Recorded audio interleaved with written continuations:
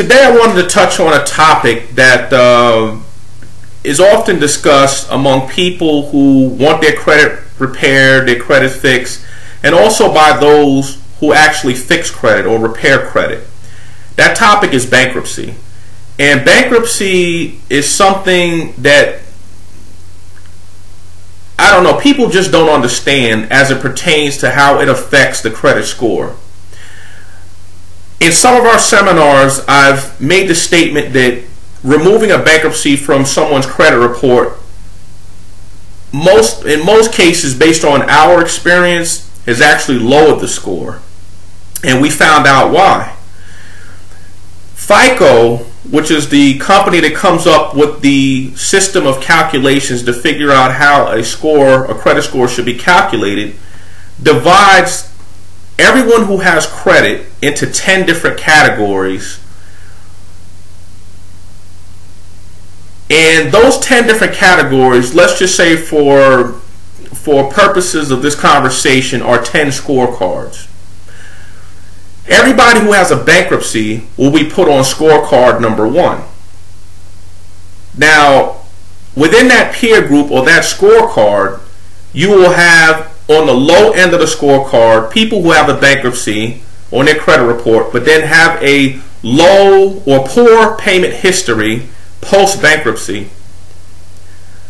On the high end of that same scorecard, another person with bankruptcy may have a bankruptcy, but in the post-bankruptcy period, they may have accounts that they've established that